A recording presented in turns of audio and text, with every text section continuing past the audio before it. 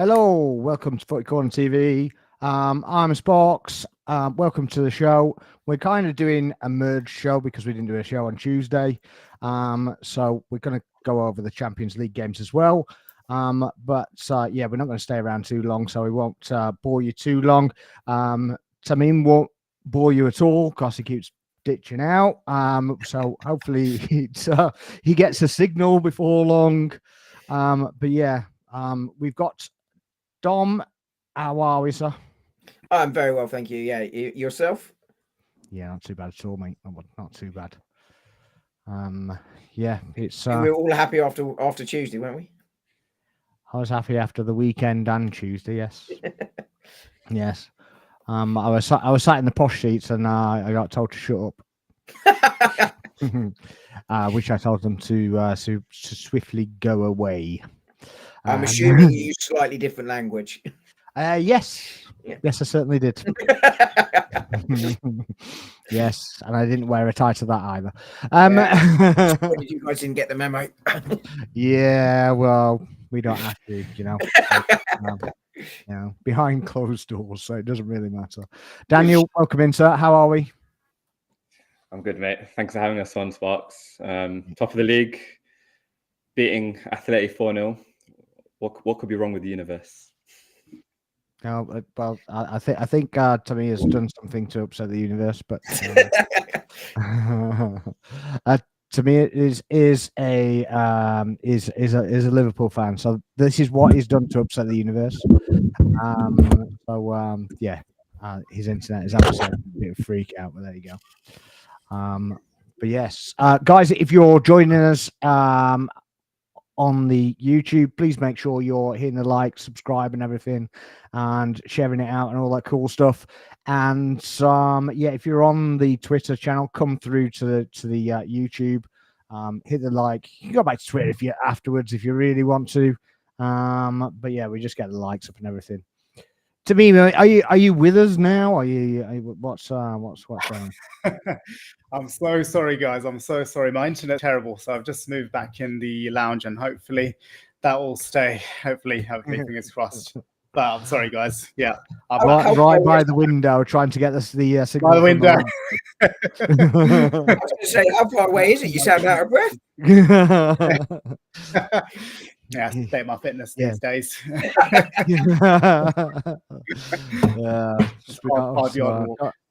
Don't all live in mansions, but yeah. How are we doing, Tamim? How are we, sir? I'm good, thank you. I'm good. Thank you for having me on. But I say I'm good. Not after recent weeks and games, but as well as I can be. Yeah. Go on then. We'll start with you. I mean, why not? We'll start right there. Not been the greatest of a couple of weeks, really, has it? So no. Yeah, how are we feeling? It's been a tough few weeks, as he said. There's a few things, I guess, to go over. It's obviously not great. I think things will be okay in the end. I think there's a few factors as to why we're not doing as well as we could be. I think Slot has a lot to figure out with what's our best starting 11, what's our best midfield, what's even our best attack as well with the options that we have. And I think it's easy for me to say, but I don't feel like the players are playing in the right positions.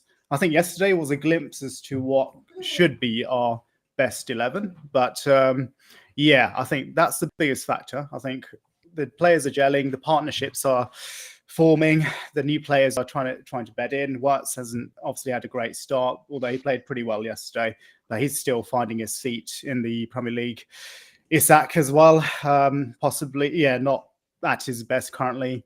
Again, I think that's possibly due to new changes scenery, not having a pre-season, and Salah's obviously not at his best either. That there's possibly a clear decline there. Every season I'm thinking, is this a season Salah declines? And I've been sort of asking that question the last 3 or 4 seasons even.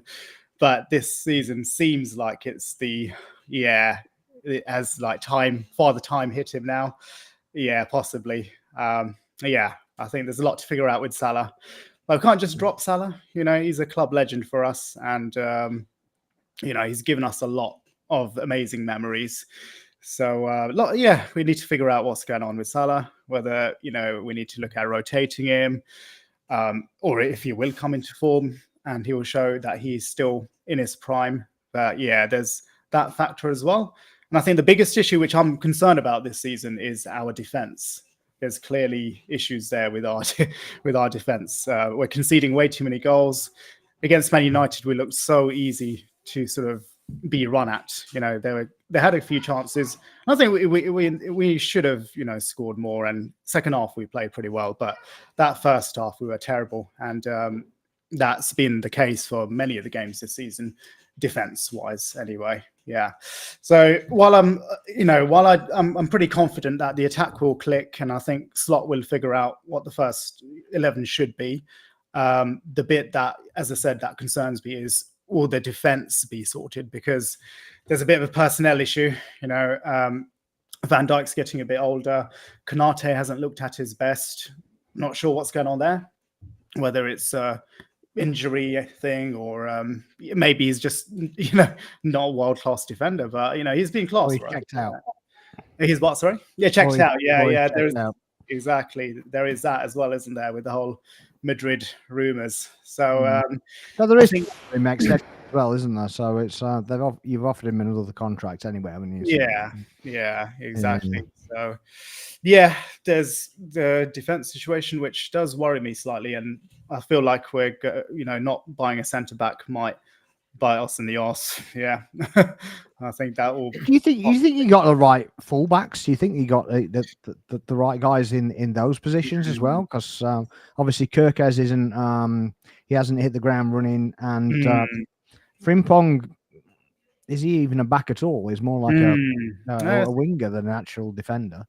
Yeah, it's a good question. Yeah, I think you are right on Frimpong for sure. Yeah, he played pretty well when he came on. I think it was against Man United, and the game before he came on in the right wing position, and he did pretty well there. He clearly, as you said, he seems like a very attacking fullback, or is he even a fullback, as you sort of said. He played pretty well in the attacking positions, but defensively he's been suspect. We've conceded a couple of goals on that side, so I'm not fully sold on him yet. I do really like Bradley, and I'd actually like to see more of Bradley. I was sort of harping on about him the last few seasons. I think defensively he's always been pretty solid. Not had the attacking threat that Trent had. Didn't have the passing range, didn't have the creativity, but as a traditional right back, I think Bradley is brilliant. So I hope we see more of him. Kirkes, he's not, as you said, he's not settled in pretty well so far. He's had good moments. I think he did okay against Madueke. I thought against you guys. Madueke put him under a lot of pressure, and he did beat him a couple of times. But I think he did pretty well against a fast, skillful winger like Madueke. But yeah, I don't know if there's as you said, whether the right fullbacks for us, because Kirkes likes to sort of really bomb forward as well. He's pretty similar to Frimpong, where his crosses and his attacking sort of threat is like his, that's the sort of traits he's known for. But he's playing Kirkes almost like a third centre back, which in that case, I don't know if that's the right person for that sort of role. So yeah, hard to tell if it's the right fullback signings, but so far it's not seeming to be. Yeah. And where are you at the moment with the league position? Do you think you're still favourites for the league? Do you think you still do it? Where do you think you are there? So I think the favourites for the league are you guys. I think Arsenal are the favourites for the league right now.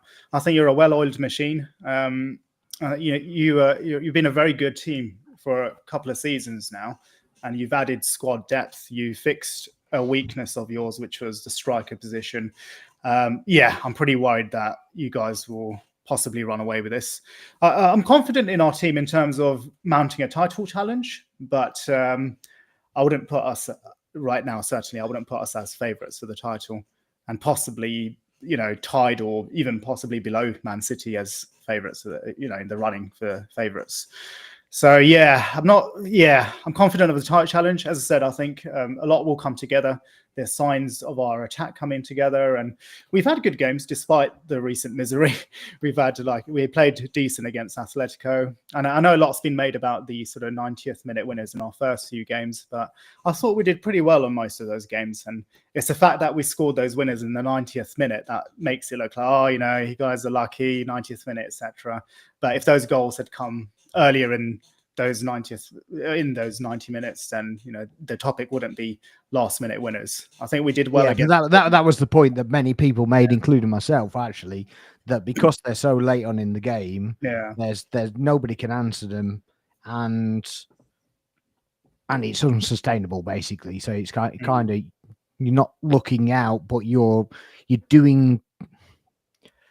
getting over the line at the very last kind of hurdle, and it's not as if you haven't been making chances, is it? It's just that your players just basically haven't been finishing them off, really, which was kind of the point that we're making. But you make yourselves third favourites now. Tied with City, I'd say. Tied with City. Yeah. I mean, I think it's a bit. I still think it's early days to be writing Liverpool off as not the favourites, to be honest. I think you still had a really good window. All right, you've dropped points early. But everybody goes through a dip. So I think that it's always how you recover from the dip rather than not having the dip itself, because everybody's going to have a dip at some point, and hopefully it continues, but that's just on a personal bias basis than anything else, really. I think three of us on this call think the same, but absolutely. So it's nice to see somebody else, another team struggle. But Dom, what do you make of the manager's comments when he's come out in press conferences and such, like from that point of view? Do you think he's kind of starting to crack under pressure, or do you just think he's sending subliminal messages out? I mean, I think there is obviously pressure when you're the manager of any top team and you're in a dip, because the fan base is going to be on you, the media is going to be on you. And yourself that you need to win trophies and do really well, and it's always horrible. And he's not experienced it at Liverpool, so I think obviously that was sort of a new experience for him, and it's a much bigger spotlight than he's been under before. So I think he probably did find that difficult. I also just think that he's generally quite an abrasive manager in terms of with the media, but I don't think that necessarily means that just because he's abrasive in those answers means that he's sort of cracking or anything like that. You just notice it more and get picked up on more when the team isn't doing so well. I think obviously he is, he is finding that pressure difficult, and I think that's understandable. I think some of the comments were sort of deliberate. They were sort of designed to put a little bit of pressure on Mikel Arteta, but that's nothing new. Mind games have existed for years. Alex Ferguson used to do it. Others used to do it, so it's nothing new. And I don't think they will work, right? I don't think Mikel Arteta will be bothered in the slightest. If anything, he'll use it to sort of incentivize his players. He tends to sort of do that. You'd sort of look at previous comments he sort of used in team talks on that horrid documentary that I didn't enjoy in any way, shape or form. But you looked at him use comments from previous players and managers and opponents to sort of spur the team on. So I think it would probably have had the opposite effect. But I don't think he necessarily was using them to sort of go focus on. He was trying to deflect attention away, and that's understandable. It's what you should be doing in that situation. So I don't read too much into them. And I think he's still a very he's good just manager. been a Dutch manager, is what you're trying to say. Yeah, well, he's just been. I mean, generally speaking, Dutch managers, and I'm being very stereotypical here. There will be exceptions to the rule, but they're generally slightly more abrasive, more direct in their answering the questions. Culturally, it is a sort of a culturally sort of Dutch thing to do. No, exactly, no nonsense. But I don't think it necessarily means he's under pressure because of the way he's answering it any more than he would be in that situation. I don't think he's cracking, and I think he was attempting to play some mind games. I don't think they work, but fair enough. But like you, I don't think Liverpool are out of this title race by any stretch of imagination. I agree entirely. with you. What I think he does need to do, and I'd be interested in Tammins' view on this, would be how does he sort of go about readdressing the balance? You know, I don't think we could necessarily see if that balance was there against Frankfurt last night because the quality difference was quite significant. Did you see the high line they were playing as well? Yeah, It was like that they were playing inside. Ange ball. Yeah. It was worse than that. They were inside Liverpool half, and it's just my like, favourite was when they put their arm up for offside in their own half. Are you in just like, Liverpool's what are you doing? But yeah, Top 5 players as well. What the hell is he doing? But you know, so I don't think that you can sort of read too much into that. But I'd be interested in determining your views in terms of how he finds a balance, because like you, I would have made Liverpool title favourites in after the window had they signed Mark Gehi and or a CDM instead of Isak. I always thought that was a more sensible thing to do when you looked at the balance. I made Arsenal favourites because I felt the balance in that squad was there as a result of them not getting that. But what do you think it is? Because I think you actually got it almost spot on in terms of balance when you played us, funny enough, at Anfield. I thought you really got the balance really well, but I've not necessarily seen it since. So I wonder what your view was on that as a Liverpool fan, because that's my outside perspective. But you and is dropping Salah the answer, because it ruffled a lot of feathers last night. Or his feathers definitely ruffled as well, Tamim. Yeah.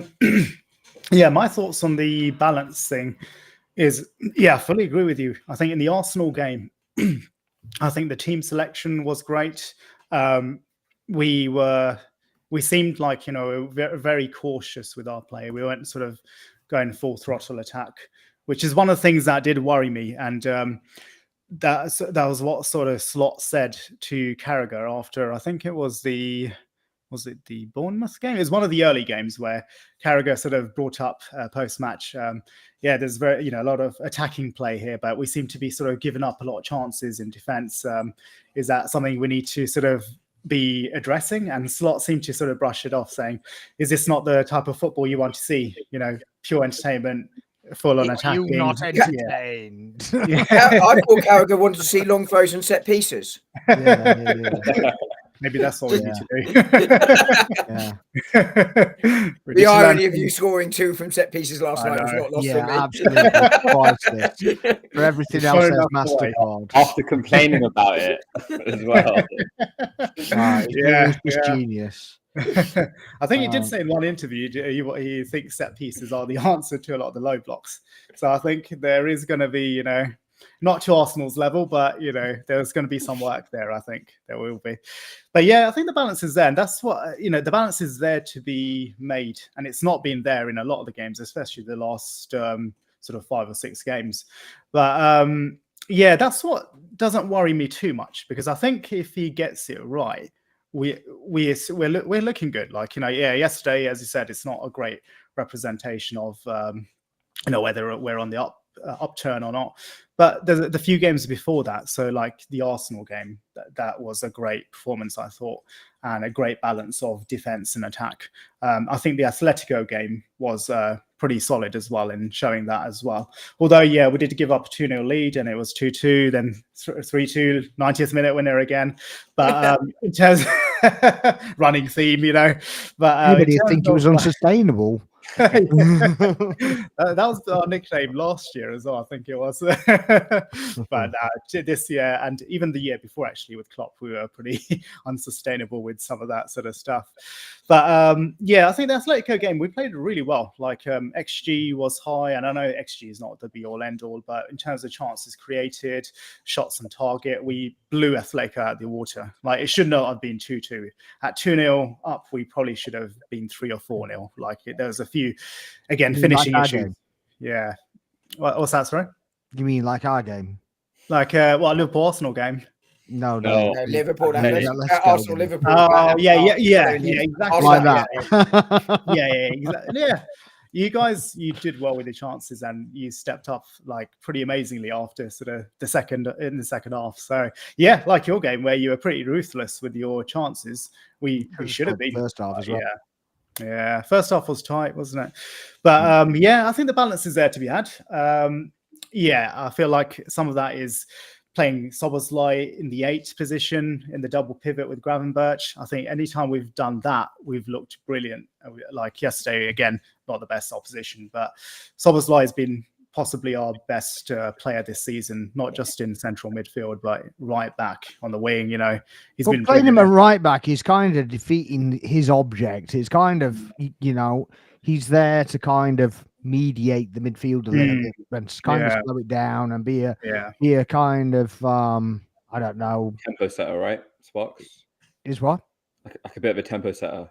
Yeah, it's just a controller, I guess. It's just to kind of gel it together and not leave the gulf of space that you'd left in the Man United game was just ridiculous. It was like I explained it the formation to somebody as a 4-1 ... 4-1. Yeah, it's like just a big gulf in the middle. It's like I tried to find a tumbleweed thing, but it was like I couldn't find anything. So it was like, but yeah, it was just a bit odd. You've gone from being so not compact but progressive, I guess, to Man United. Yeah, right? That's how Man United played, specifically last season. This season they've been a bit more controlled and a bit more. They've closed that gap in midfield, but you could have those rings that people were drawing on the internet. People were doing that with Man United last season. Yeah, and it was like, well, you've seen this. This looks like a really good idea. I'm not quite sure how he thought that was a good idea, but it seemed to upset the apple cart a little bit. But I don't really understand why he did it. I think it's also a personnel thing. I think he tried to play McAllister in the pivot with Gravenberch, but McAllister's not been at the races this season.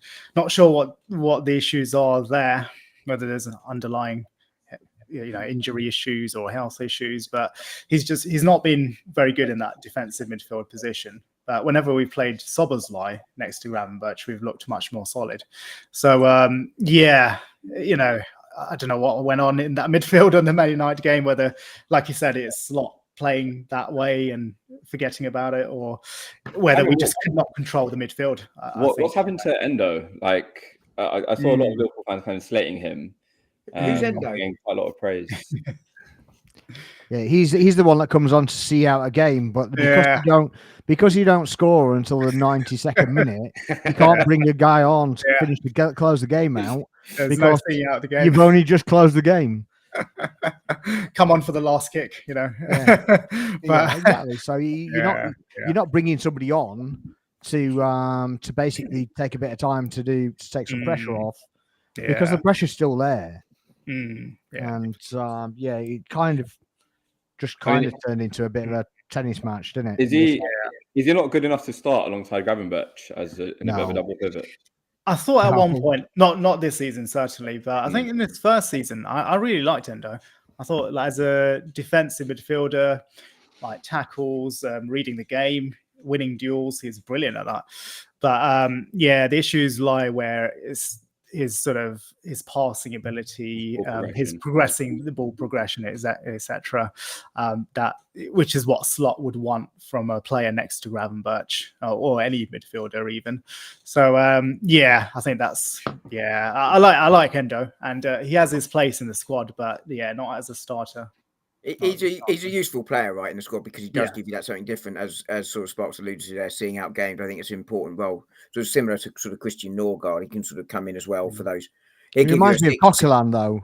Yeah, he's a slightly different player to Norgard. But but he comes in, he'll give you a 6, 7 out of 10, for that, give your players a rest in those easier games. And I think if that's his sort of understanding of where he is in the sort of squad and the pecking order, I think that kind of makes sense. But, I wonder though, do you reckon he might be a useful asset for you in sort of starting the odd big game just to give you that balance, or do you think that balance is provided by Gravenberch if fit? I think the balance would be there with Gravenberch and Szoboszlai. I'd really want to see those two in the middle against like Man City or any of the top sort of Champions League teams. Yeah, I really would like to see that. I think that would be enough. I think it's a fair shout. I think Gravenberch and Endo together. I feel like we'd get dominated, but defensively we'd be much more stable for sure. Because Endo's great again at winning duels. Gravenberch would feel more comfortable with the partner alongside him that's like that as well. Against a top team, I feel like we'd possession-wise we wouldn't be dominating, but we'd be defensively much more stable for sure. And he can play a pass. He's not terrible at sort of passing. Like Endo has a few, there's been a few sort of times I've seen him play a good long pass, but I think it's just not enough. And in terms of close control, short passes, he'd prefer like a Szoboszlai McAllister rather than an Endo. Yeah. It would allow your wingers to get up though, because obviously then you've got your 4 in defence that kind of, one can drop in between the 2 centre backs and light spray. And then you've got the cover of Gravenberch on top. Yeah, so that's what I was wondering. Get your fullback forward, but also could you have could you have a sort of 10, a Szoboszlai or Wirtz in the sort of 10 role, just to sort of get you attacking that way because you've got that base behind. That's what was sort of prompting my question, similar to what Sparks was thinking. Yeah. No, that is a fair shout, and it's almost like the Klopp days. That would be like a Klopp type. Apart from the 10, but like having Endo, Gravenberch, like a Fabinho, Henderson sort of midfield and the fullbacks bombing forward, that would be like our Klopp team sort of 5 years ago. But although the difference is I suppose Klopp would have 3 of those type of midfielders rather than a 10 in Wirtz and a McAllister. But that's a pretty interesting thought. It really is. I could see it working. Yeah, for sure. And it would play to Kerkez's strengths, to Frimpong's strengths.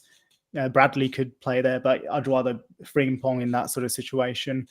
Yeah, I think there's a lot to sort of think about, a lot to tinker with. Again, like I said, I personally think Gravenberch and Szoboszlai is the midfield 2. I think they're the best midfield 2. I've always thought that McAllister was not like, he is not suited to that sort of pivot role, in my opinion. Even last season, where he did play there, and we also were winning the title and stuff. But there's a lot of games where we did sort of we got dominated by PSG, and that was with McAllister and McAllister and Gravenberch in the middle too. And even a lot of the other sort of scruffy games where we sort of maybe just about won and we didn't look convincing, I've always felt McAllister looked better further upfield. Where he's able to thread those sort of passes and take a long shot, which he's good at. But physically trying to dominate in midfield, and McAllister's not been great at doing that. But then trying to play McAllister upfield, that's Wirtz's position, isn't it? So a bit of competition there. A bit of a tough one because I do like McAllister. I do like him, but Wirtz is the big money signing, so he's got to be the one that starts in the 10 position. So yeah. Did you need Wirtz then? I think we needed a 10, especially with Harvey Elliott looking to sort of make his move because it was clear that he wasn't in Slot's plans for the first 11. In theory, you could say that Elliott and McAllister for the 10 position, that should be enough for competition-wise and depth-wise. But I think where Elliott wanted to leave for first-team football, we needed a 10. So, I'd say we probably did need Wirtz, Future planning as well, isn't it, for post-Salah? Yeah, Liverpool, exactly.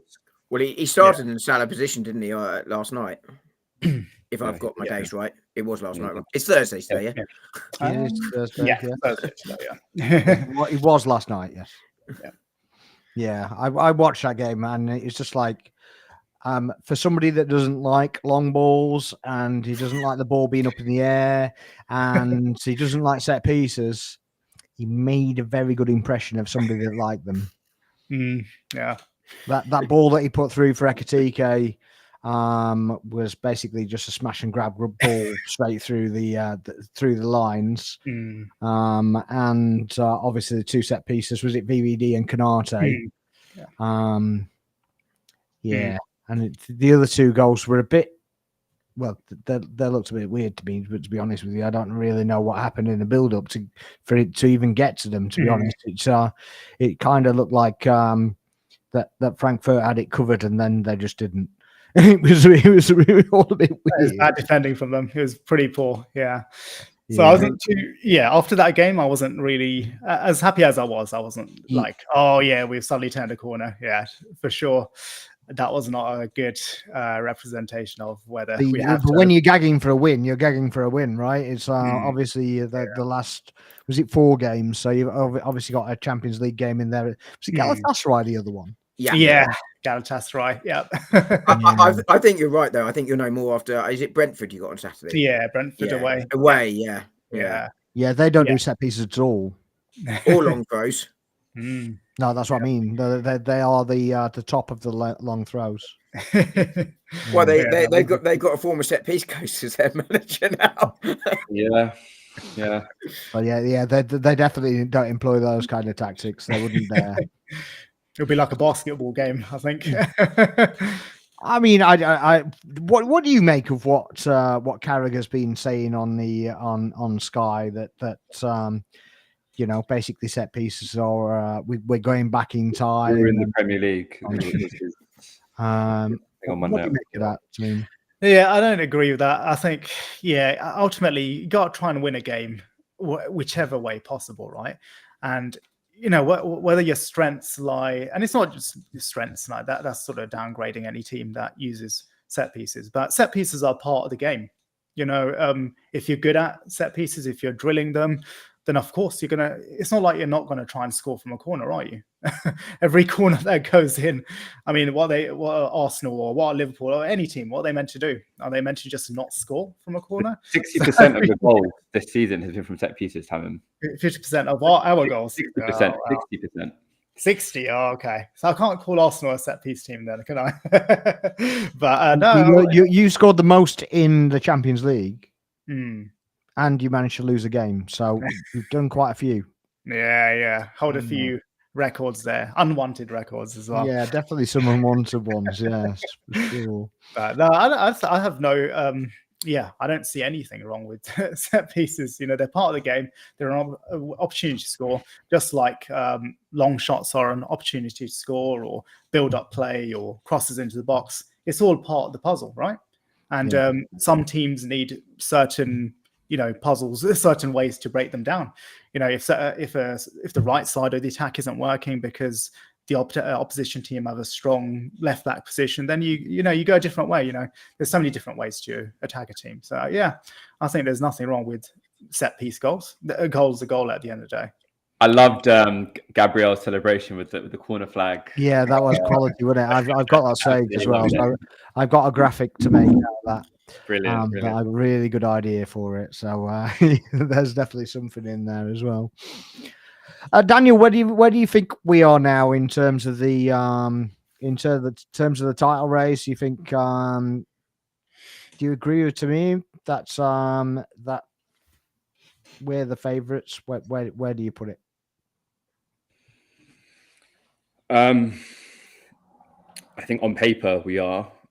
I think it will be kind of disingenuous to kind of look at that kind of 4-point lead against kind of 2 weakened title rivals in both Liverpool and City. And you look at our run of fixtures, quite winnable on paper. We're doing well. And again, I think Palace is huge for us, really, really huge for us. Again, that was one of those games last season where we dropped points at home. So another thing for Mikel to kind of use as kind of motivation for this Sunday. And again, it's just so interesting that the dynamic of the title race in terms of Liverpool playing first, how will they respond away at Brentford, to us having to respond at 2 p.m. on Sunday. Like it's such an interesting dynamic. Yeah, I mean, it makes a change, doesn't it? Because obviously we're normally behind, aren't we? Well, so normally kind of chasing pack, and it's quite interesting now. It's shaping up at the moment. Obviously, it's going to flip round when it gets later on, and the different pressure is going to be different all along, isn't it? But and that's it. Like we saw with the Newcastle game, that weekend of fixtures, if Liverpool had beaten Palace, it would have been 8 points. And if we had lost to Newcastle, we could have been dead and buried. So just in the space of a weekend, that narrative of the title race can completely flip on its head.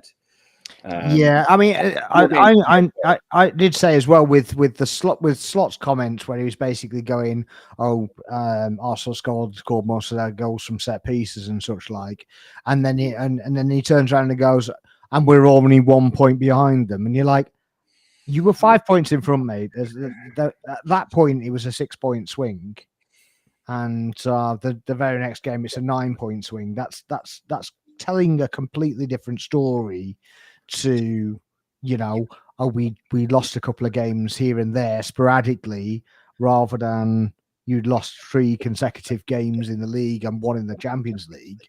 That's completely different, isn't it? It's just like, you're not telling the full story there. It's the mind games, isn't it, that I was talking about earlier? Yeah, but that kind of thing really annoys me, because that's kind of the thing that's it's deflection, right? And I was kind of making this point to Cameron before, like how kind of the media perceive Mikel Arteta is kind of what Slot's becoming this season. Now, I'm not calling him an excuse merchant, Tamim. Like, don't get too defensive. He's got a few, to be fair, though, hasn't he? Even in the last couple of weeks, he's had a few excuses. For sure. Now, granted, he's not on the level of the grass wasn't wet enough, or it was too dry, or whatever yet. But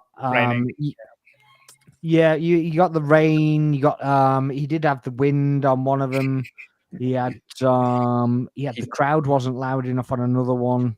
He was complaining about United's tactics, the fact they changed strikers. That is madness. That's absolute madness. And he's like, "Oh yeah, that was pretty bad. Did you hear the one after the Frankfurt game where he said the reason we haven't been able to play like this before is because everybody's playing the ball in the air and scoring set pieces." You're like, what? So Sparks does not realise he's playing under 9s football where you're not allowed to kick it over head height. Yeah, well, I don't know if you've seen that the Brentford thing that's basically been doing the rounds, basically saying that they need to prepare. They need to get the team sheet into Slot 48 hours before kickoff, so they can prepare for it. That would be nice. Yeah. We'd all love that, In fact, like 2 years ago, you wouldn't need one from Arsenal because we knew what the starting lineup was. Well, last year we only had 12 fit players, so you knew. Yeah, so it's just like Tierney was on the bench and the other 11 were playing. They announced it like an hour and 15 minutes before, and you could have had it a week and 15 minutes. Yeah. It's just like, I actually genuinely think I got my side prediction right 9 weeks running. I think I did that actually. Yeah, something daft. Maybe not as many as that. And the irony was, like, Arteta was so cagey about giving anything away. Yeah, you've got people training outside the complex so that they don't get photographed, and you're like, well, we know it's not going to play. He's not fit. He's not going to play. So yeah. It's a bit like saying, it's a little bit early this week for Jesus. Like, of course it is. He's not back till Christmas. Yeah, it was January, wasn't it? And then, and now they've pulled it forward and said he might be back for Christmas. Mind you, I am looking forward to one day him turning around and saying that Jesus will be back at Easter. Is it 3 days he's out for? Is it? That would be quite funny. But do you see that Madueke is in training? Yeah, he's actually on grass. So Jesus and Havertz as well. I've heard Havertz has been penciled in for. I heard he was training again, but he's not going to be back until after the next international break. Yeah. So I think it was something like that. But then everybody was saying, "Oh yeah, you've got seven games of hell or something," and we've done 2 of them, so we're down to 5. So I'm not sure we have got 7 games of hell. I think it's a next. No, it's 7. It was 7 games every 3 days, wasn't it? Every 3 days, whatever it is. But that's the case for Liverpool. Any team in Europe right now, apart I mean, Manchester United aren't in Europe, and obviously they're at the Carabao Cup, so they've got plenty more time than everyone else. But but it's the same for all of them, and these fixtures are not they're not easy by any stretch, but they're not the hardest run. The runs immediately after the November international break is significantly more difficult. But that makes it more important for us to not drop points at this stage, or certainly not too many, and kind of build hopefully some kind of lead, and kind of take a points, like 4-point kind of lead into that international break, isn't it? Yeah, I mean, I agree. It's also important then not to rush players back as a result, because if you have got that little bit of let those difficult games coming, well, don't rush them back and get another injury. I don't think we're not in that position, are we, this year? I think No. And I also think as well, if we'd have had this squad, not necessarily these players, but the depth in the squad that we had maybe 2 years ago, I think 1 out of the 3 we win. Yeah, I think so. I mean, last year I think was a sort of big point for the league in general, because squad sizes are significantly bigger this year. I know everyone sort of said last year Arsenal's squad is the smallest. It wasn't the smallest, because what it didn't do was register 3 players because they didn't need to be registered because of their age. Yeah. Whereas Manchester City, for example, had to register Scott Carson because he was their third choice goalkeeper, our third choice. That guy. He's just retired. He's retired. He's retired. He's got more trophies than some. Has Richard Wright finally hung up his goalie glove? He was on their bench for donkeys, wasn't he? But he literally gets a trophy every time, and it's just like he's just sat on a bench. Yeah, not even got the bench. Yeah, best job in the world. But that sort of thing. But I think we've seen a real shift in the league right across the top teams go. Last year was a big eye opener, not just with Arsenal. Tottenham, Manchester City, Brighton. This isn't a dig, by the way, Tam, but but it was very interesting to see that the 2 sides that were least affected by injuries last year, Forest massively overachieved, and of course Liverpool did excellently well. I'm taking absolutely nothing away, but it was no surprise to see, the correlation between the sort of 2. And as I say, that's genuinely not to have a dig. Liverpool did, excellently well, deserved the league last year. No cap down, but it has seen that shift. And Liverpool again this year have increased the squad size on last year, numbers wise. As well. Forest squad last season was one of the biggest squads, wasn't it? Because but they bought 23 players or something. Yeah, they literally had players that were going out like this year, so they just replaced them last year. It was just a bit of madness. You're just like, well, throw it at it. It's all fine. Just a bit mental. Going back to earlier point, Sparks, about if we had a bit more squad depth, I think if we just had Urian Timber, who did ACL on that opening game of the season, I think we would have got the points just by having him. Like, he's been so immense for us over these last few games. He could have made the difference, both at left back and at right back. I do agree with you, but I disagree at the same time, purely because when we started last season, we didn't have any fullbacks. We basically brought in Calafiori. He wasn't really fit. He was switching sides left and right. And then we ended up bringing him back, and he played left back, and we had Partey playing right back. But I think the biggest influence is actually Zubimendi. Yes. Honestly, I just think he's just changed the game for us. Signing of the summer. Absolute signing of the summer. I really think that. And it's literally not, it's not that Partey was bad. It's just that when he was doing the same stuff, but he takes 2 or 3 touches more to do it. Yeah. Whereas, Zubimendi will take the ball and where Raya does that thing where he kind of rolls the ball back into his box and it's really annoying, right? Zubimendi kind of does that, but on the move. Wish he did that in the first half on Tuesday. Oh, Raya. yeah. That I don't know what he was doing for that. He just kicked the ball out for the throw-in. Yeah, either take both of them and send the ball down there, or just get back in your goal. I don't care which. Don't try half of it, and then he's going to take a quick throw in. Put him on his arse or something. Yeah. But yeah, Zubimendi just kind of does the same thing, but he kind of draws players in without doing anything.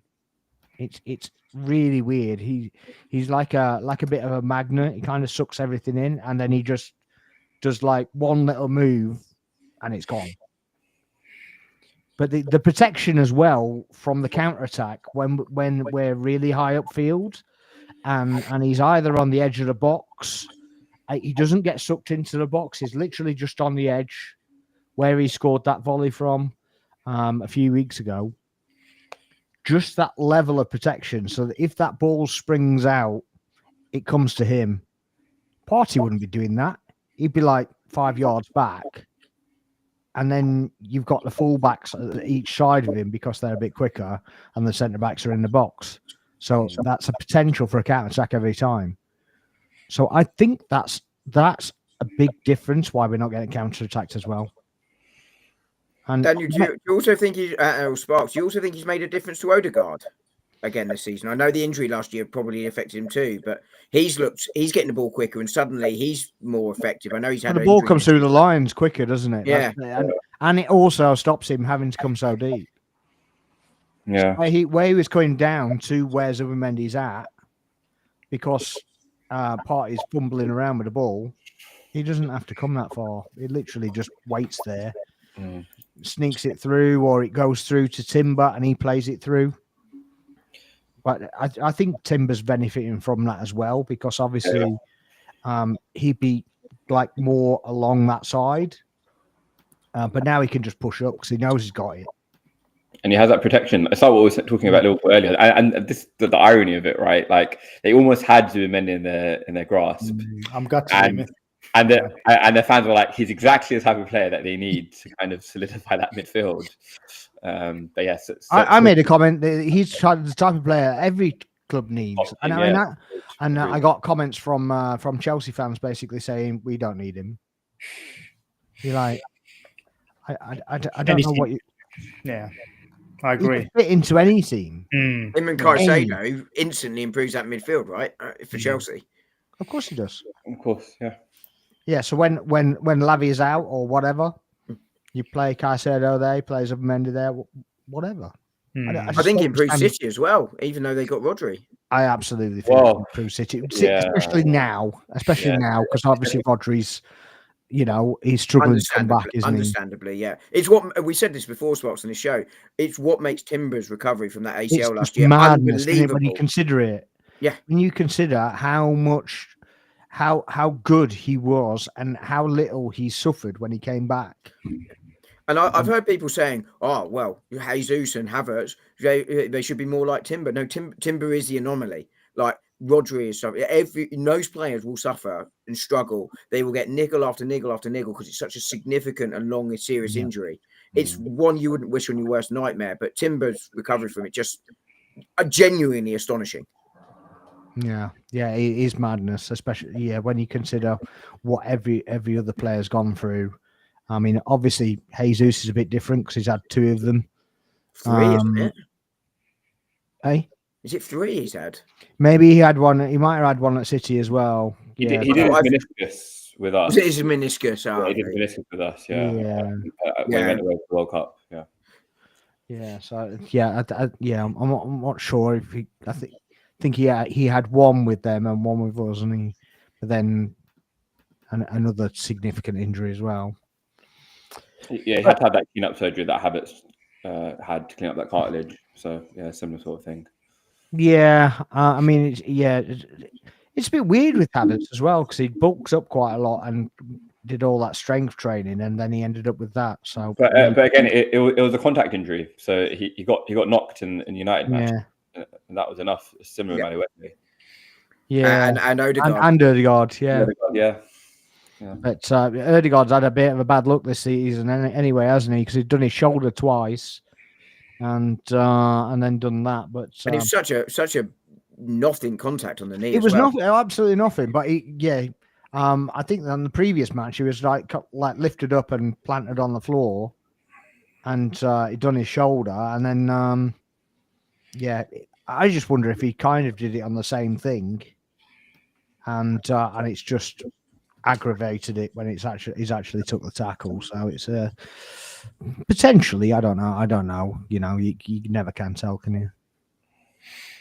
What did you guys? Sorry to. I was just going to ask you about Odegaard. What did you guys think of him last season? Like, he was getting a lot of stick for, like, perhaps his numbers, right, in terms of assists and goals. But I think he was pretty unlucky with going back to the point you guys were making with the injury struggles that you had and having a lot of your attackers out, which, you know, as you guys said, played. Like, you know, was quite fortunate for us with our league sort of push. But I think Odegaard suffered from maybe not having Saka there consistently. I've always liked Odegaard. I think he's a class player. Like, his ability to find a pass, etc., his first touch, like, out of the wild. But he got slated a lot last season. Do you think that was pretty warranted, or what are your thoughts on how he was and him going forward this season? I personally, I think it was completely unjustified, to be honest. I mean, he was off form, granted, just come back from injury. You know, another quite serious injury, to be fair. Ankle injury, yeah. Ligament injury. So it wasn't. Andy was playing on it for a little while as well. So that would have inflamed it a little bit more. So I think he was having injections pretty much every game in the run up to him actually going out. I think what really impacted our right hand side is the fact that Saka was injured as well. So and Ben White. And Ben White, exactly. I was just going to say that whole right side, wasn't it? That connection, that chemistry, it just wasn't there. And Havertz as well, right? Havertz got injured as well towards the end of last season. So he was trying to, like, make relationships with players he hadn't really played with before. Granted, like, you know, he is our captain, and some of the criticism, I think, was valid in the sense that you expect a bit more from your number 10, your talisman, sometimes to kind of get your captain through. But yeah, I mean, the cause at the beginning of this season to strip him of the captaincy, I thought was crazy. Like, yeah. I mean, I agree with you, Daniel. I think that's spot on. I mean, some of the criticism absolutely warranted because he played poorly for a sustained period of time, basically for most of the season. I think the criticism of his form was absolutely fine. I think the over-the-top reaction that because he's the captain, he can't play badly. Well, he's a player like everyone else. He will go through peaks and troughs in form. I think and then there were the mitigating circumstances, which I talk a lot about in terms of last season. I think there were a lot of mitigating circumstances around last season. I won't go into it again, but he was a prime example of it. You spoke about the right-hand side. He had his injuries himself. He was rushed back from because Arsenal had loads of injuries. And I talked about the snowball effect last season, that you get 3-4 injuries and suddenly you've got players playing when you really need to give them rest because you haven't got the available, and that then causes them to get injured and so on and so forth. You know, so he was massively impacted by that. And of course, you know, big change in his life with the family. I can't remember. There was a player. It might well have been a Liverpool player, you know, but there was a player who just come out recently and said, "Yeah, it's, you know, having my first child has completely changed things. It's completely changed my preparation. It's made a massive difference." And he came out and said it. So my view on Odegaard was last season was the anomaly. You know, he's a fantastic player. And I agree with you as well, Daniel, on the captaincy. There are many ways to lead and captain a side. You know, Tony Adams obviously came out, and in his era, everyone was a chest thumping, you know, captain. Everyone was like, the world is slightly different now, not just in football, just in general. And there are various ways to play it. And actually, you know, Rice or Gabriel are going to be those sort of chest thumping, heart on sleeve types of players. You don't need to give them the armband to do that. And Odegaard is clearly respected, you know. So I have no problem with him being captain at all. And, you know, to answer your question, Tammy, like the other guys here, I was never overly worried about him long term. Yeah, and I think a lot of always in this day and age, sort of everyone seems to, well, a lot of football fans seem to just care about just goals and assists, right? It's very much just like stat based, and I know, like, you know, that's important, of course, but like you were saying, Odegaard, you know, contributed in many ways, you know, as a captain, as a leader, leading the press, you know, maybe not giving the final pass, maybe the pass before the pass, you know, a lot of that, you know, you can see in that sort of play. He's a class player. And I did think it was quite unfair, the sort of criticism that he did get last season. ultimately it's a team game, isn't it? It's not just about him scoring or him assisting. Yeah. Yeah, I agree entirely. And there's also that sort of instant reaction of you haven't played well for 2 games and suddenly you're rubbish, Yeah. And that's not just Arsenal or Liverpool. That's across the league. Sparks and I in particular are slightly older, and I think we sort of remember the days where you sort of looked at it over 10, 15, 20 games rather than over 20 minutes. But yeah, you never seem to get anything. You can't have any conversation without GA or whatever. It's just a bit of nonsense, really, isn't it? It's just like kind of. Yeah, it's all about scoring points, quite literally, and I blame my fantasy player's better football. than your player and all that nonsense. It's just That's part of it, and I think Salah and Haaland have kind of fried our brains a little bit as well because they're such machines. Yeah.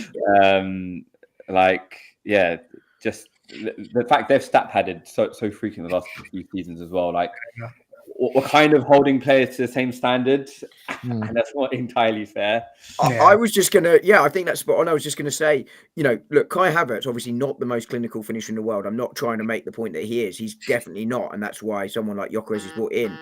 But I was people saying you don't see, Erling Haaland ever miss a chance. Well, you do actually. He missed 2 or 3 the other night, in the Champions League for a start, Exactly, and again at the weekend he does miss them. But because, to your point, he is brilliant in front of goal. He is phenomenal in front of goal, and therefore his numbers are so high. That's all people see, but there's more to football than just that. And I'm not having a diss at him or saying Havertz is better than Haaland. He's clearly not. But it distorts people's view. I think you're spot on. Yes, but yeah, going on to we're just obviously with Haaland because it's while we're here. Do you think that City can maintain a title challenge? And if you do you think if something happens to Haaland, do you think that they'll continue to maintain it, or do you think it's basically him or bust? Oh, is that to me? Sorry. Anybody, go for it. I think it's a really good question. I think right now, they're very reliant on Haaland, and pretty much every goal almost is going through them. Pep's made that sort of comment as well, like other players need to sort of get involved in scoring as well, not just Haaland. He's getting a bit frustrated with that. So it does seem like a bit of a one-man sort of job right now. But I think they did recruit well. I thought that Cherky was a very good player, and he's injured right now, but he started off really strong. He's come back. A couple of goals. Yeah, he's back last week, I think. And Marmoush as well. Yeah. So probably take him a few weeks to get back. Yeah, up. maybe 3 weeks. I mean, and then he's back in the groove or whatever. Yeah. And then Reinders, I think he's a good signing as well. He started off pretty well. He looks pretty good on the ball as well as an attacking threat. So I think they do have enough attack-wise. The defense, I don't think they quite fully replaced Kyle Walker, and I think that's an issue. They still do leak in silly goals, and ultimately, that's why I put them also second, where I put Arsenal favourites because of that. I think you guys are still more balanced than Man City. Is there a replacement for Kyle Walker? They're playing Nico O'Reilly, right? Yeah. I haven't seen much of him. I'm not sure how he's doing, to be honest. Nico O'Reilly on that side and Rico Lewis on the other, I think. Yeah, I think so. And Savinho. Yeah, Savinho. Yeah, I think just on the Haaland point, every kind of major team, other than that one City season where they kind of had Jesus, has kind of had a talisman figure who's gone on to help them win that league. Whether it was Henry 20 years ago, having Salah last season, a lot does rely on that star player kind of staying fit for the majority of their games. I mean, he has picked up a few niggles here and there, Haaland. If he does get injured, I don't see them sustaining that title challenge. But if he can stay fit, there's no reason why they can't. I mean, they have arguably the greatest manager of all time in Pep there to help steer them through. So let's see with them. What I do find fascinating is the fact they signed Donnarumma, who is a completely non-Pep sort of goalkeeper. in terms of him kind of not playing out from the back, that kind of old school classical keeper who is just a really, really brilliant shot stopper. But kind of James Trafford. yeah, exactly. Have to fall for him because he was set to go to Newcastle, and then the hopes of going to City and being number one completely dashed as soon as Donnarumma became available. Quite bizarre actually. Yeah, I was a bit mad about that one, but yeah. Do you think it just changes the approach that they're actually gonna play? They're gonna play a bit more direct and a bit more. I think so, and I think that's a kind of nod to how the league has gone as well in terms of the Premier League being a lot more direct now compared to before. Even Raya's doing more sweeper keeper type stuff, isn't he? Yeah. Apparently we don't attack, but he spent more time in the opposition half than most other opposition players have spent in our half, to be honest. So it's a bit mad. But, one shot on target in the last 3 games. I know they've there's been ones of course that have gone close and hit the crossbar and stuff, but it's the difficulty, isn't it, playing Arsenal right now is, do you sit in and try and nick something on the break, or do you open up and then get pulled apart? It's difficult. But I mean, on City, I said before the season I felt they were one more year away from. I think they will have a title challenge, but I don't think they will win it. And the reason I said was very similar to what you've just said, Tamron, which is I don't think the defense is quite there, and I think the midfield is missing a player. I don't know what that player is. Something's not quite there, but I think they are going to be significantly better than last season, and I think there will be a challenge, but I think it will fall short. But to your point, Daniel, and I think this is the other side of this, you can't ever rule them out because Haaland is so good. He will get you a goal nearly every game, at least. And of course, Pep Guardiola is one of the best managers in the world, if not the best in the world. And that will always give you a that's sustainable and set pieces on, right? That's sustainable. But for me, I don't think City will win the title. I still have Liverpool ahead of them, despite recent form, because I just think I think you need a good defense to win the title. History suggests that if you're out good defense, you don't win the title 9 times out of 10. That game in a few weeks' time, it's going to be so interesting. Actually, is it at Anfield? Is it at the Etihad? I'm not too sure actually, but yeah. One sec. I shall check. I'm looking now. It's at the Etihad. Okay. Fingers crossed for a draw, lads. Yeah. Yeah. Oh God, yeah. I've got fingers crossed for every single one to be a draw. No, fingers crossed they both play an ineligible player and get docked 3 points. I want them both to lose. Injuries, right? Injuries. I don't have a charge. What's all right? No, you just have both teams to lose. That's all we need. Yeah, absolutely. Just go, yeah. Stuff for the points. But yeah, okay, we got a new segment.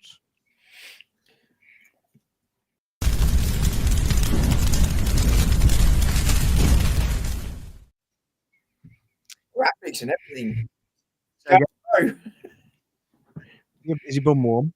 Well, I've been sat in the chair for over an hour, so yeah. Yeah, absolutely. Yeah. So who's in the biggest guy in the biggest hot seat this week, do you think? Sean Dyche. Have you seen that, Chairman?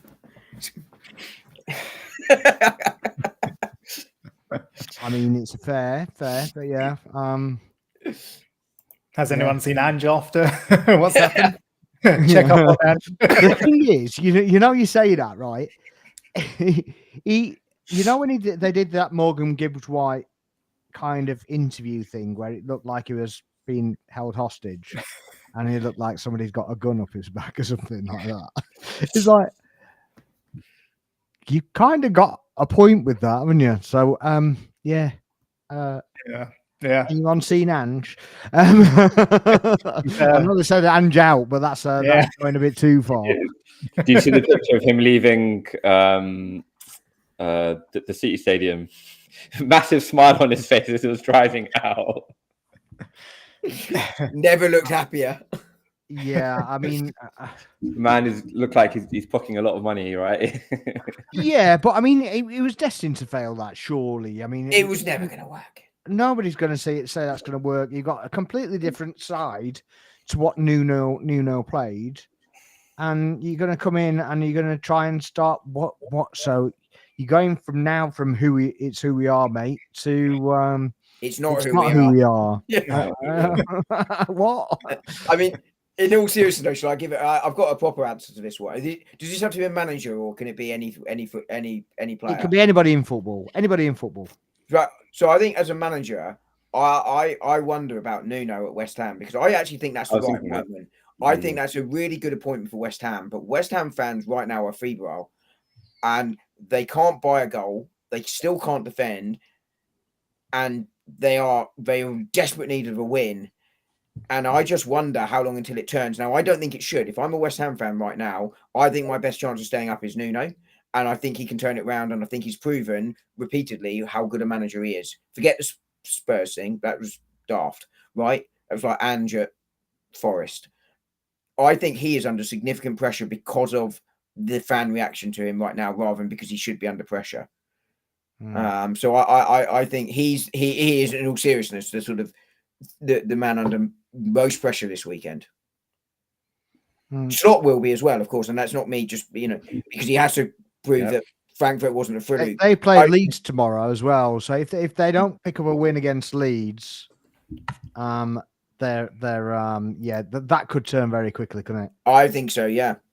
And then they've got Newcastle after that, at home, and you'd expect him to lose that to Eddie Howe. They're absolutely losing that, and especially when Newcastle have got points to make up as well, so that they've got they're only 14th. Yeah, they're gonna have a bee in the bonnet, and they might tear West Ham a new one completely. Yeah. I mean, as I say, Slot's under pressure because of recent results, but I think that I think that's just a form thing.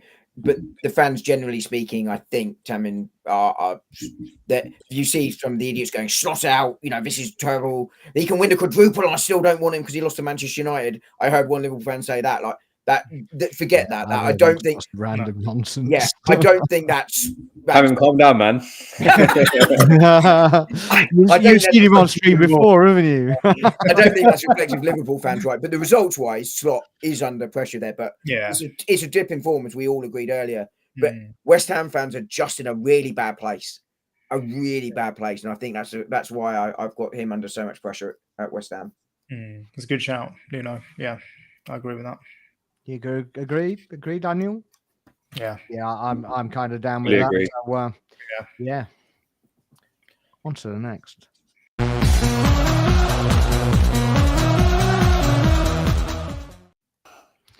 Most valuable player. I feel like it's an obvious one to say, but Haaland. I mean, it's just the goals, the impact he's having.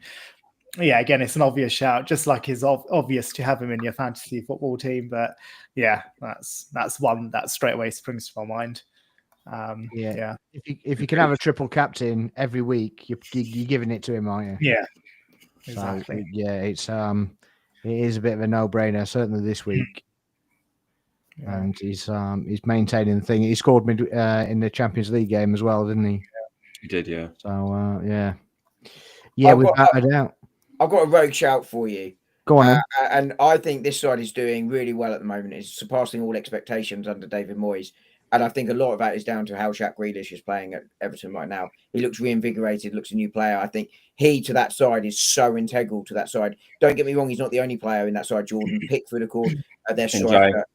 Thank you. But I think Jack Grealish is really elevating that team. And I think he is crucial for them. And, it's really interesting to see how he's gonna go. I mean, I'm just trying to find Everton's fixtures this weekend. They're at home to Tottenham. Yeah, exactly. I think he could be a real difference maker there.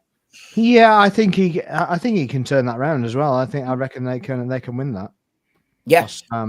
Frank has he started off really well, didn't he? And then he's starting to get some grumbles as well. So he's in a bit of a I think it's a really good appointment, Thomas Frank, Yeah. by the way, at Spurs. I It's I clever, think yeah. he'll stabilise it. He's going to build some stability at the back, get them back more defensively sorted, and I think he's almost going to do it sort of Mikel Arteta style and try and build from the back front and build the team over a few years, and that's what Tottenham need to do. Where do you see Tottenham finishing this year?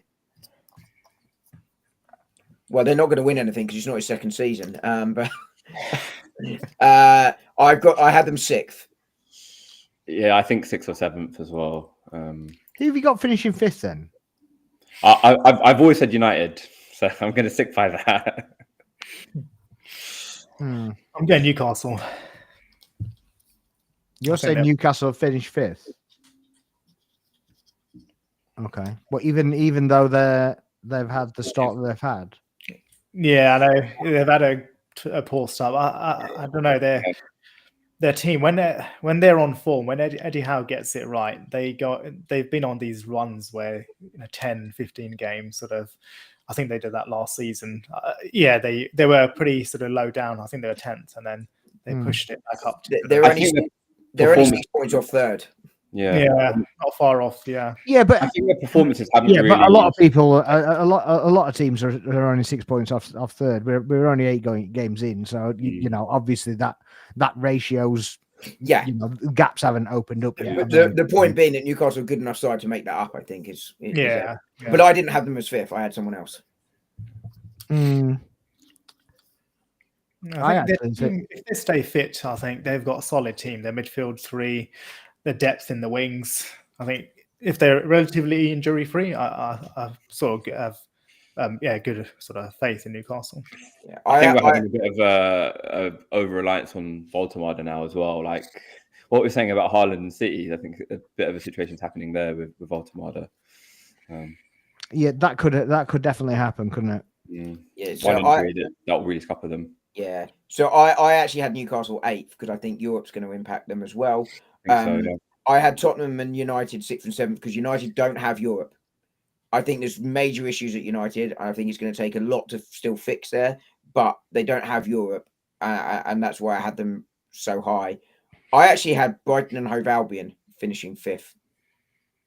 Wow, what a rogue shout! That is a rogue shout. I just have a feeling that some side like them or Palace there's no Europe for Brighton, which is why I don't think it'll be Palace, and that's why I had Brighton. I think they've got immense squad depth. I think they tactically know what they're doing. They have a real identity about them. They have a decent but not amazing back 4, but they can score goals. They cause problems. They can keep the ball well. And no Europe. I just think Brighton I wouldn't put money on it, but I had them finishing 5th because I don't think Tottenham have got the squad depth. I don't think United have issues. I don't think Newcastle are quite good enough. Palace have Europe. I don't think Bournemouth have the depth to keep going. Brighton do have the depth to sustain that, given that they are roughly playing once a week with the odd game in the midweek, and that's why I had Brighton 5th. It's just in case I'm right at the end of the season. I don't see it. I really don't see it. I think Chelsea, Tottenham, and United are kind of back in the European hierarchy, and Villa miss out. Well, Villa will miss out. Stay where they are. Definitely miss out. Dom, this weekend's fixtures with United and Brighton will be really telling, actually, with regards to our predictions. It's kind of got draw written all over it, to be fair, but but if it's draw, Chelsea anything, does it? Because they're right on top of each other anyway. Yeah, exactly. I think Chelsea will finish 4th. I've no doubt about that. Yeah, they have no excuse not to. The amount of money they've spent and the talent they have, like, crucially, to forget the money, but the talent that they have. They've got the best player in every position, haven't they? So I don't know why they're not winning a title, to be honest with you. But to listen to them, it's like we got the best left back, we've got the best right back. If we had everybody fit, we kind of hear all the time, and it's like, when we said anything about injuries, it was like the worst thing. We're not allowed to use that, less, but your caveat FC. It's just like madness, really. You're like, well, everybody says 2 billion. Well, yeah, but don't everybody say Arteta spent $1 billion in Yes, 6 years? They It's use not euros and dollars rather than pounds, by the way, for the billion number. Well, it's not even euros, is it? It hasn't even it hasn't even spent €1 billion. So it's nonsense anyway. But over a 6-year period, you know, for a club like Arsenal, similarly with Liverpool and Man United, that's actually not a lot of money. No, It's a lot of money to give one manager, but we kind of had to revamp the whole thing, and it's again like Liverpool had to do, and they literally had to clear out and start again. yeah, and Liverpool did it incredibly well, and you've got to give them real credit for the way they sold as well, because that was genuinely very impressive how Liverpool have sold over the years. It's amazing how that net spender is still spending the Coutinho money, isn't it? But in all seriousness, they did take a risk with that sort of sale, right? But they also got over 20 million for players like Jordan Ibe. Anyone remember him? Yeah. Solanke, they got 20 million for Solanke at one point when he was just a youth player. Yeah. I mean, yeah. Elliot, Kwanzaa. Although we could do a player like Kwanzaa in our that was an odd sale given you didn't replace him. You know, we were talking earlier. I just felt if you'd got a centre back and a CDM instead of Isak, and I said this before you got Isak, then I'd be more worried than I am now. Yeah. I was saying to Daniel as well, like just before the transfer window ended, I was sort of saying, I had that dilemma. Do you remember? I was thinking, do we even need Isak? But then at the same time, can you turn down a player like Isak? You know, does it upset the squad balance or not? Yeah. I just got to window. Your sexy window versus our pragmatic one. Huh? Yeah, I definitely think it has affected the squad. I really do. I think the Viets one has affected McAllister, but also I actually think that the drop off of Salah has affected McAllister as well, because obviously he was chipping in from that side, and all right, he's had a better last couple of games, but when he has come on, but yeah, him being off form, he's clearly not with it for whatever reason, and I think McAllister is suffering because of it. Really, I think it's quite understated. Kind of the loss of Diaz, obviously Jota, but Nunez as well. Yeah, 3 players who did a lot of pressing, and caused a lot of chaos for defenses. Has been taken out from that side as well. So I think that's been quite understated. Yeah, I think with what happened with Jota, RIP, and all that, I think as soon as that happened, they should have just paid Diaz what he wanted. Yeah, they literally should have paid Diaz, and Gakpo is all right there, but he doesn't do the same as Diaz. I mean, can you turn down 80 million in those sparks for? How old is Diaz? They put him on the list because they wouldn't pay him the money. So they presumably you don't have the offer, do you? Because you've not even put it in the ether that is going anywhere. So he wasn't pushing to go, was he? He was pushing for the pay increase. Yeah, he wants but as soon as they didn't offer it, they said, right, because he's 28. He's 28 now, yeah. So he was obviously going, well, I can get good money elsewhere. If you're not going to pay me what I'm worth, then I want out then. Yeah. And he obviously thought from that stage that he's going to get paid what he's worth.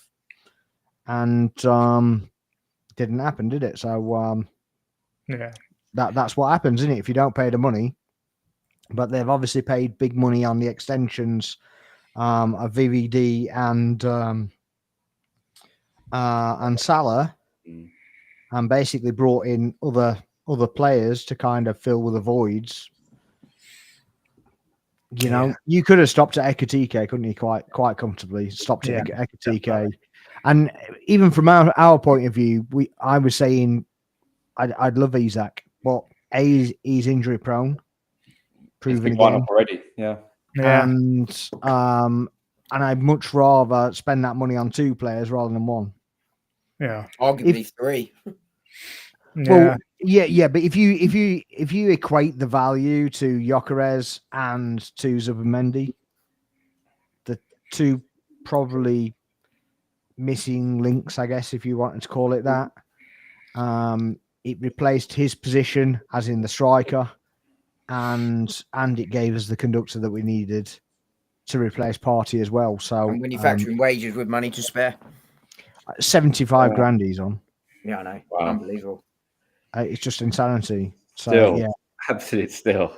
yeah. So I mean, it's not going to be long before he's upgraded because that we do that. We reward deserving players. Which I'm not saying Liverpool don't, but I do think that they do, and I don't think that the wage sheets that they put out are actually correct. I think with most teams that you can kind of rely on them as gospel. I think with Liverpool, I think they maybe structure it in a different way, so that everything's kind of bonus related. So they actually get really good bonuses, and the wages are a little bit more conservative. Yeah. So there we go. Let's do a quick run through on some score predictions before we go. Then I know you guys got to get off anyway. So let's fly through these. Leeds United, West Ham. I'm gonna go 1-1. Oh, I was going to go 1-1. No. Oh, that's not good. I'm going to go 3-1 Leeds. Wow. I don't think West Ham are very good. I think 3-1 Leeds. Yeah. I know you've got to go, otherwise I go dig really deep into that one. Friday night under the lights, though. You could be right. Friday night under the lights. Yeah. I predicted the 3-3 the Bournemouth game last week. Oh, nice. And I didn't put any money on it. So I was like, oh, God. You weren't the only one wishing Mateta had scored the last one then. No, I didn't watch the game. I was like, yeah, I just had a feeling that had goals all over it, and I was right. I am worried about Mateta for this weekend. I didn't have the goal scorers anyway, so it's that's my only upside. Chelsea Sunderland is the first 3:00 game. Chelsea at home. Yes. 2-0 Chelsea. I was going to say 2-0 Chelsea, yeah. 3-1 Chelsea. 2-2. Oh. I could hope. Sunderland continuing their good form in your book. I think Sunderland on decent form. I do think Sunderland on decent form, so I think that's that might continue. Fingers crossed. Fingers crossed as well, yeah. But I mean, I'm not just saying that with my heart. That's what I actually think. Newcastle United against Fulham. We played last week. 3-2 Newcastle. Ooh, I'm going to go 2-2. Another draw. Neither side in great form, but I think Newcastle will take this one 2-0. Yeah, I'd say 2-0 as well. I think they might have some energy left after last week because they didn't have to run up the field. Man United, Brighton. 2-1. Oh, you're going for Brighton?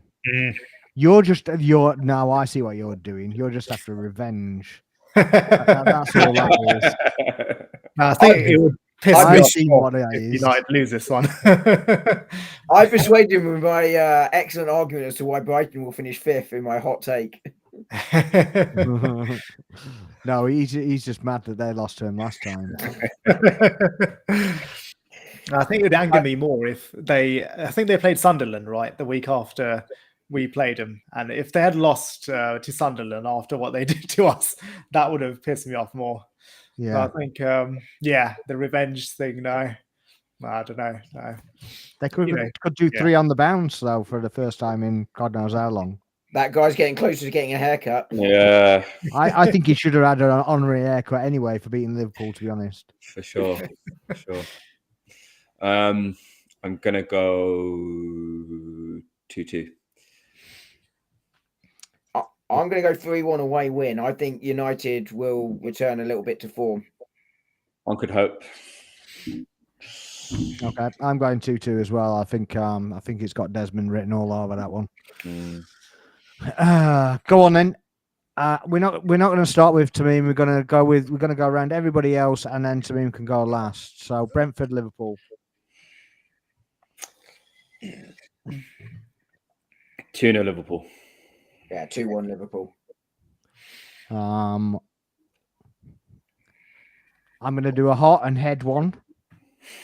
So my heart said 2-2. My head says 2-0 Liverpool. Right.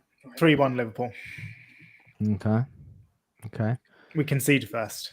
I do think Liverpool. Okay, yeah, concede first and smash 3. Okay, And then yeah, I mean, 3 set pieces, right? yeah, 3 set pieces, yeah. 4 Van set Dijk pieces. double, Konate, 90th minute. Yeah, 4 set pieces. Concede from a set piece, and And 3 VAR overturning a disallowed goal for Liverpool.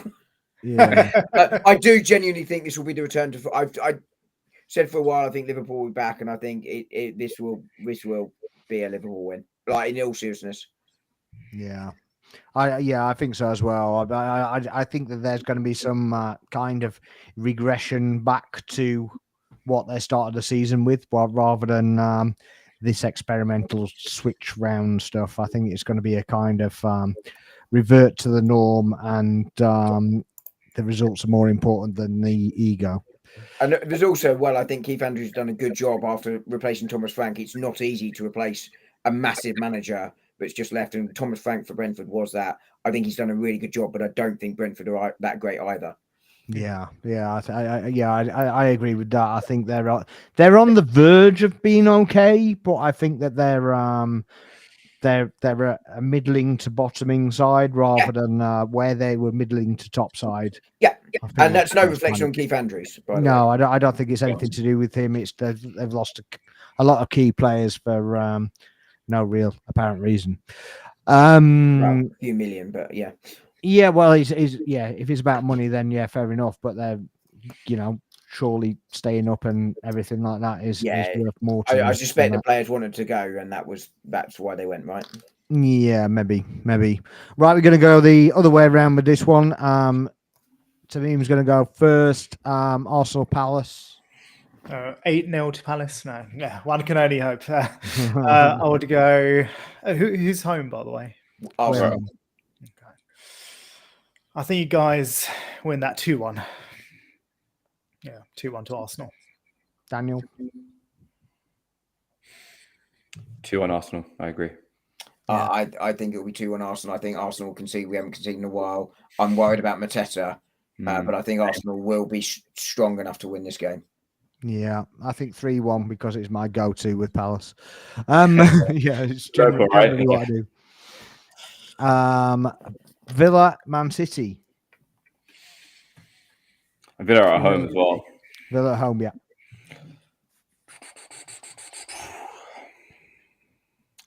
3-1 City. I think Unai gets slapped. Gets got. Unai gets got.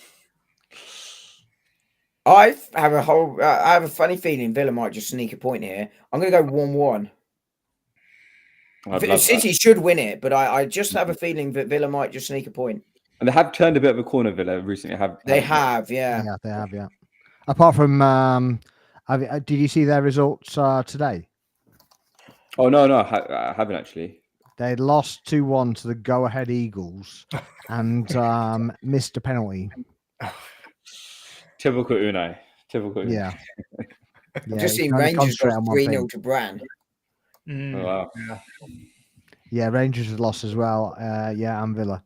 So yeah, it's not been a very good day for them. But yeah. What are you saying to me?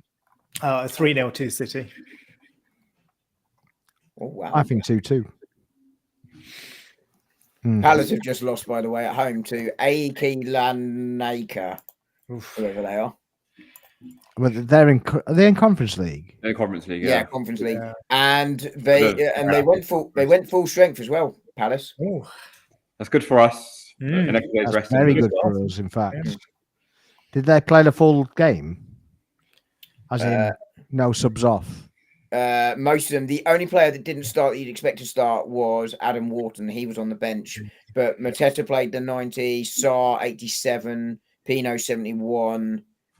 Back four pretty much played every minute apart from Cavott, who Was was Wharton injured then? Why wouldn't you start Wharton? I can only think for resting for ahead of the weekend. Arsenal. The back five played every minute apart from Cavott, who was subbed on the hour for Nketiah. And Wharton didn't come on. Wharton came on the 71st minute for Pino. Yeah, that kind of screams rotation to me. Yeah, gotta be. But you'd think you'd want to win it, wouldn't you? But there you go. Otherwise, but they started full strength and a lot of them played most of the game. So Nice. Okay. Well, that can only be good because obviously it's 2 days closer to the fixture as well.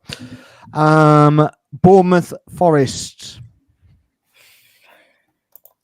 3-0 Bournemouth. Oh, God have him. Sorry, 2-0 Bournemouth. Yeah, I said 3-0. 3-0. I'm going with Sean Dyche bounce. I'm going 2-1 Forest. Wow. Really, Big Sean. Are you okay? No, Surely not. Bournemouth on great form, right? Brilliant. He's not going to get any bloody philosophy in. It's the same as Names, Nuno, isn't isn't it? They go back to Nuno. I think Big Sean will come in and do his growly for it. No, I actually Bournemouth should win this game. No question. It doesn't shock me in the slightest if you guys are right on this one. But it's a pure gut feeling that Forest will just randomly win this game. They shouldn't, but I just think they will. I've got 4-0 Bournemouth. I was speaking to a Forest fan at work today, and he also thinks that while Forest have been awful, he also thinks they're going to randomly beat Bournemouth and then get spanked in their following game. I'm questioning my life choices. I mean, you guys should be right. You should be right. If I was putting money on, I would put Bournemouth to beat Forest. Just a pure gut feel that Forest are randomly going to win this one at the weekend. I hope you're right. I can't explain it. There's no logic behind that at all. It's just a pure gut feel that I can't shake. I really actually want you to be right, Dom. I mean, the others are all sort of head stuff. This one is just a pure. There's no logic behind that, but I just feel Forest are winning it. I don't know why. I can understand the draw going on, but I didn't. Yeah. Okay. Wild. Okay. It's normally me with the out there takes. Wilder or less wild than Brighton finishing fifth. See, I can see Brighton finishing fifth to a point. It'd take a lot of luck to do it. It would, yeah. Everything would have to go right. And they haven't had a ridiculous start, but competition for those kind of positions is limited because obviously two teams that would be in there normally are heavily in Europe. Palace in Europe as well, although we don't know how long for. And don't have the depth. And anybody else that would be up there. There's issues with them all, right? There's issues with all of them. I actually think that Everton could make a push for a top 8. Not for a top 5, but a top 8. Yeah, Top 10 potentially, yeah.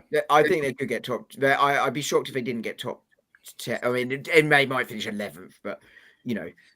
Yeah, I mean, obviously they had a bad season last year, and they lost points the year before, but I think they've got consolidated a little bit. And David Moyes is a good manager for that level, you know.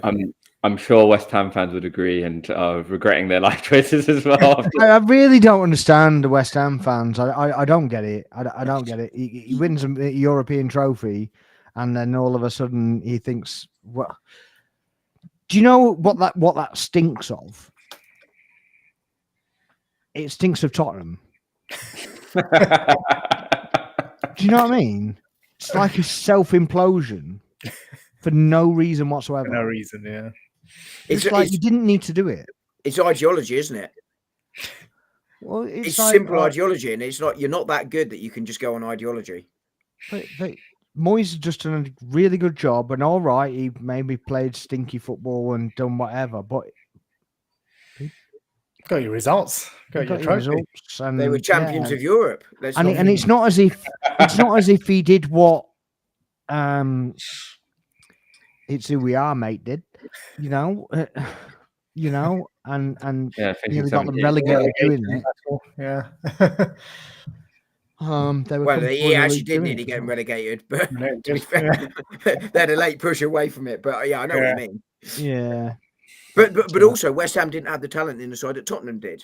You No, wouldn't expect definitely Tottenham to not. be 17th. West Ham, if you said with that squad they finished 17th and won the Europa Conference League, you can see that. I mean, I think they finished 15th. Did they something like that this season? But Tottenham should be nowhere near 17th. I'm sorry. It wasn't 15th, was it? Because Man United finished. 22 losses. No. It's just disgraceful. Yeah. I mean, I had someone say that, Tottenham's rise this season shows why you don't need to build sides slowly.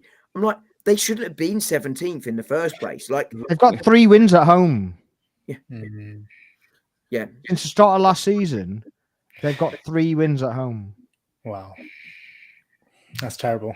It's absolute insanity. A team like that shouldn't be there for a start. Taylor Swift has more wins than that at Spurs Stadium, doesn't she? I mean, yeah. Don't know about that, but the highlight of Sunday, Wolves Burnley. Wolves Burnley. 0-0. I've returned to planet Earth. I'm going 0-0 as well. I'm going to go Burnley win. This is how on the edge it is. We're just a 1-0 win. 1-0 win, yeah. Let's go for 1-0. Yeah, I'm going. Wolves haven't won a game yet this season. Who? Wolves haven't won a game yet this season. No, I know, but I think this is the game, just because they're at home. Maybe. If I had to put money on a winner, I'd have Wolves to win this one, but I think 0-0. Yeah. You know it's going to be 4-4 or something daft now, don't you? It's completely insane. And it'll be like the lowest viewed game of all time or something. Yeah, that can't be the lowest viewed game, can it? Because it's Everton and Tottenham are playing, aren't they? That can't have a box office viewing, can it? They got a nice stadium now, Everton.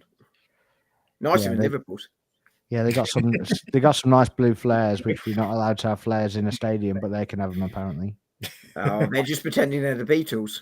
Oh, I see what you mean, flares. Oh God's sake! Oh, it's been a long day. Go on then. Score prediction then. Everton, Tottenham. Go on, Tannen. I'm actually going to go... I'm going 1-0 Everton. I'm going to put my hatred aside for Everton. Who's home? Everton.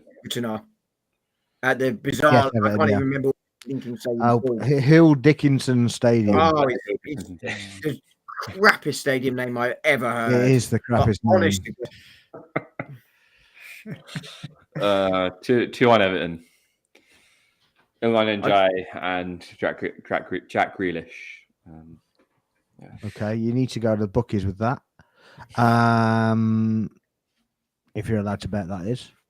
And please gamble responsibly. Not anybody watches this, but just in case. Yeah, I'm going for Everton. Ofcom coming for you.